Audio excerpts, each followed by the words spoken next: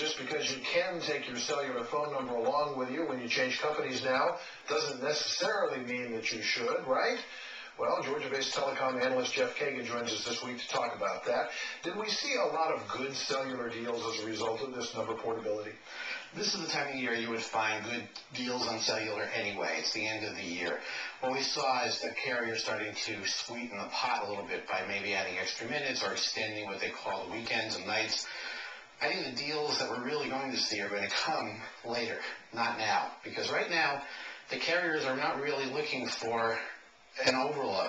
Right now, this is the busiest time of year anyway. It's the worst time of year to institute number portability. So by them having more, trying to encourage more is not healthy for them. They'd really rather just take advantage of the customers that are wanting to do it anyway, who are going to do it without a deal. They're going to come in and make their switch their phones.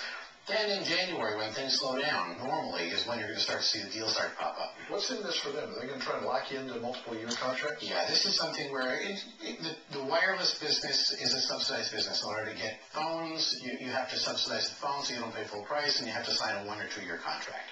That's going to continue. The number portability thing, you heard a lot of whining from the phone company. Oh, this is so hard. We can't do this. They can do right. They've been working on this for years. They have done it. They're working on it now. It's a work in progress. It's not really pretty right now. It's like watching a sausage being made. It's the biggest operational challenge the industry has ever gone through. We are seeing failure rates of about 50%, some higher.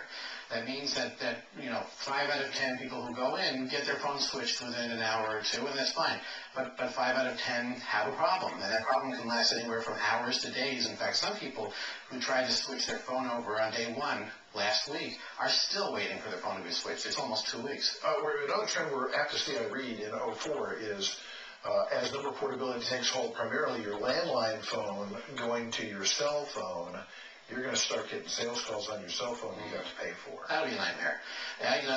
There are rules against that. The FCC has reiterated, has talked to the direct marketing associations, saying basically that you don't call wireless numbers. And the companies say, well, we're calling the same numbers we always called before. How do we know that they've been ported over to wireless phones?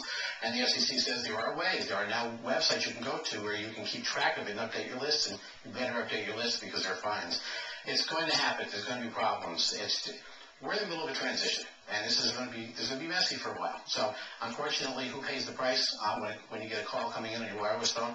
You do.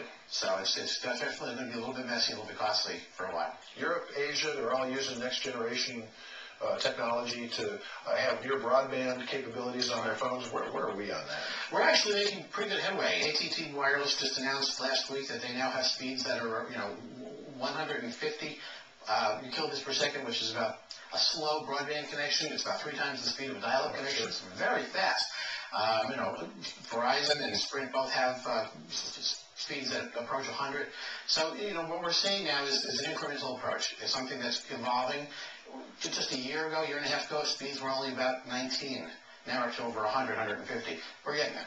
Telephone industry analyst, nationally quoted, what do you carry?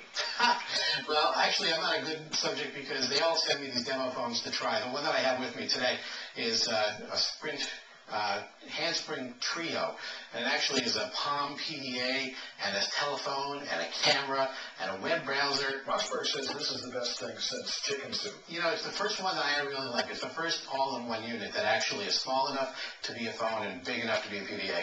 It's how much? It's about $500. It's offered by... Unless you're Jeff. I get to play with the toys before I get to send them back. But this one's offered by Sprint. You can also get them from Singular now and AT&T Wireless. For those who are addicted to crackberries, will that replace this?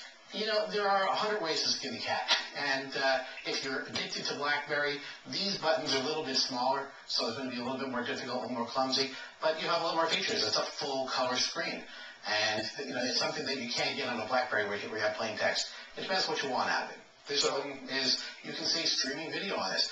Sprint now has just introduced video pictures. Instead of just a picture phone where you take a snapshot, you can take a 15-second video clip and email it, video mail.